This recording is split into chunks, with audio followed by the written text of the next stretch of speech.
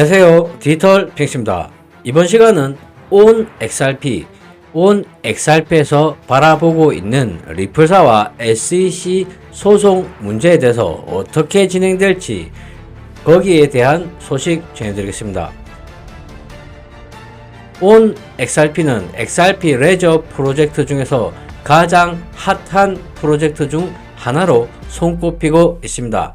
간단하게 한번 살펴보고 소식 보겠습니다. NFT 마켓플레이스가 있고 그리고 거래도 할 수 있습니다.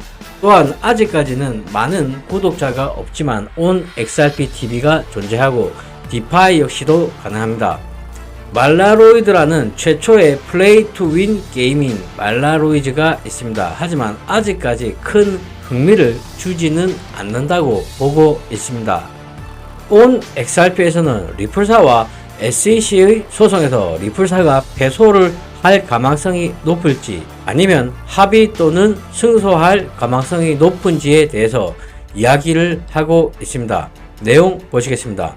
SEC에 따르면 리플랩스가 XRPL의 기본 토큰인 XRP를 투자자들에게 판매했기 때문에 SEC는 리플이 법을 위반하고 등록되지 않은 증권 제공을 자행했다고 소송을 제기하였었습니다.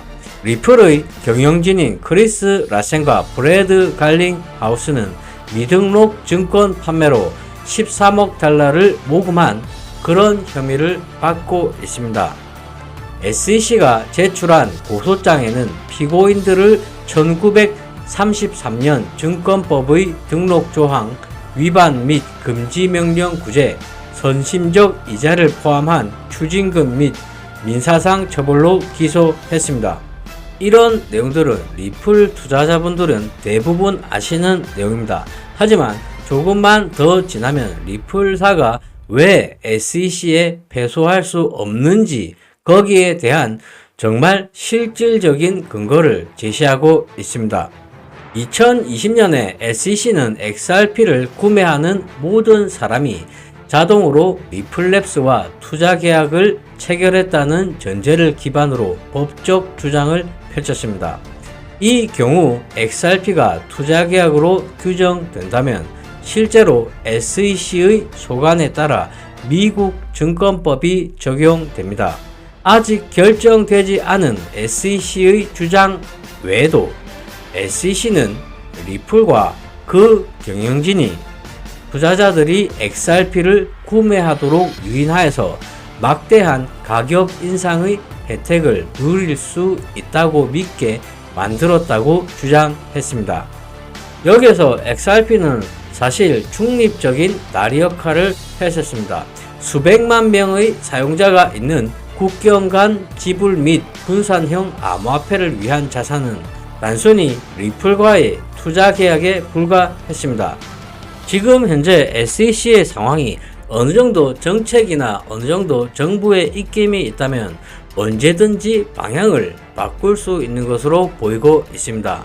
지금까지 SEC는 말도 안 되는 논리를 이용해서 리플사를 억압하고 있습니다. 하지만 이러한 행태들 역시도 언제든지 변화가 될 수가 있습니다. 일부에서는 현재 SEC가 법적 관할권을 넘어섰다고 주장하기도 합니다. 이제 가장 최근에 백페달링만으로만 설명할 수 있는 기어 변경으로 SEC의 근본적인 주장이 흔들리고 있는 것 같습니다. 이 사건이 오랫동안 계속되면서 논쟁의 양쪽에 있는 사람들은 이것이 재정적 및 지정학적 불확실성의 시기에 자원을 가장 잘 배분한 것인지 궁금해하고 있습니다.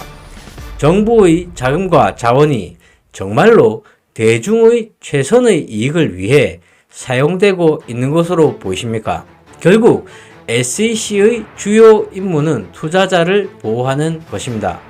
하지만 수많은 사람들이 SEC가 투자자를 보호한다고 보고 있지 않습니다. 지난주인 9월 14일 양 당사자가 약식 판결을 신청한 후에 소송이 아주 중대한 단계에 접어들었습니다. 여기서 9월 14일 그리고 9월 19일 이런 스케줄에 대해서 이야기를 하고 있지만 여기에 대해서는 이미 제임스 K 필란 변호사가 어느 정도 전체적인 스케줄에 대해서 설명을 했었습니다. 이러한 전체적인 스케줄에 대한 내용 역시도 저의 지난 방송에 있습니다. 미국 법에 따르면 약식 판결이란 기록에 중대한 사실에 관한 진정한 분쟁이 없음이 표시가 될 때 적절하답니다. 그렇다면 리플과 SEC 모두 XRP 판매가 증권법을 위반했는지 확인하기 위해 진행 중인 소송에서 즉각적인 판결을 요구한 이유는 무엇일까요? 이 사건에서 정말 논란이 되고 있는 사실관계는 그렇게 많지가 않답니다. 정말 리플사가 증권법을 위반했는지 거기에 대한 명확한 근거가 없다는 것입니다.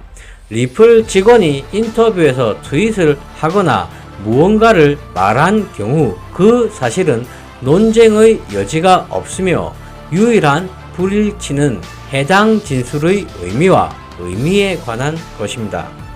이것은 많은 사람들이 리플의 승리로 주장한 놀라운 발전으로 이어지고 있습니다. 결론적으로 현재 SEC는 상당히 불안합니다. XRP가 증권이냐 아니냐 그런 문제에서 지금 현재는 리플사의 직원의 진술이 부적절할 수 있다는 점으로 변경하고 있습니다. SEC가 리플사를 소송을 하게 된 것은 리플 XRP가 증권이라고 주장을 하기 때문에 이렇게 소송으로 이어지게 된 것입니다. 하지만 SEC는 점점 그 부분에 대한 포커스를 잃어가고 있습니다. 그렇기 때문에 수많은 비평가들이 현재 SEC가 불안정한 상황에 처해 있다고 말합니다. 리플사와 SEC의 소송 문제에 있어서 사실 처음부터 지금까지 SEC가 가질 수 있는 무기는 시간 끌기밖에 없어 보입니다. SEC가 말하는 하위 테스트에 관련해서 한번 보겠습니다. 하지만 하위 테스트는 현재 법적 적용을 기반으로 XRP가 유가증권이 아니라는 결론만을 내릴 수가 있답니다. 그리고 일부에서는 하위 테스트가 시대에 뒤떨어졌다고 말했지만 법의 관점에서 자산이 유가증권인지 여부를 확인할 수 있는 다른 방법이 없답니다. 하위 테스트 말고 다른 법안으로 XRP가 증권인지 아닌지 거기에 대한 확인을 하려고 한다 하더라도 하위 테스트를 제외하고는 특별하게 구분할 수 있는 법안이 없다는 것입니다. 정말로 암호화 규제에 대한 명확한 지침이 현재 없습니다. 리플사는 소송에서 바로 이러한 점을 제시했습니다.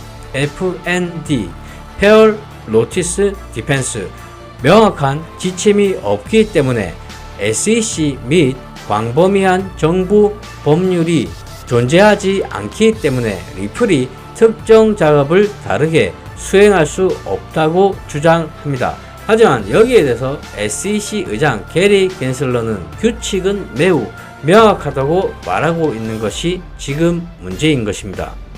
브래드 갈링 하우스에 따르면 SEC가 정확하다고 판단된다면 정말 SEC가 승소를 하게 된다면 리플사는 잠재적으로 영국 또는 일본 또는 그리고 싱가포르와 같은 다른 국가로 사업을 이전을 할 수가 있답니다. 이것이 가장 중요합니다. 만약에 SEC가 승소를 하게 된다면 결론적으로 리플사는 해외로 완전하게 이전을 하게 될 것입니다. 실질적으로 리플사가 미국에 위치하고 있다는 것 뿐이지 리플 XRP는 미국에서 정상적으로 거래를 할 수가 없는 상황입니다. 만약 미국에서 리플사를 몰아내게 된다면 리플사가 지불하고 있는 막대한 법인세 이런 것들을 생각하게 된다면 정말 미국에 도움이 되지 않는 SEC로 인식되게 될 것입니다. 그렇기 때문에 아무리 못해도 리플사는 SEC에게 패소는 하지 않을 것으로 보고 있습니다. SEC의 수장들이 어디에서 어떻게 돈을 받고 로비를 받는지는 몰라도 리플사를 미국에서 몰아내는 결론에 다다르게 된다면 결국 미국 정부에서 이를 먼저 막을 것입니다. 이것은 당연하게도 리플사가 해외로 이전을 하게 된다면 정말 미국으로서는 정말 불필요한 손실을 가지게 되는 것입니다. 수많은 사람들이 SEC가 가장 최근에 있었던 약식 판결을 신청한 것이 소송에서 패소를 받아들이기 위한 준비 단계라고 생각한답니다. 하지만 제가 볼 때는 SEC가 리플사와의 소송에서 패소를 하는 방향으로 가는 것보다는 리플사에게 아주 유리한 방향으로 합의를 하는 것으로 마무리될 것으로 저는 그렇게 생각하고 있습니다. 이상 방송을 마치겠습니다. 시청해 주셔서 감사합니다.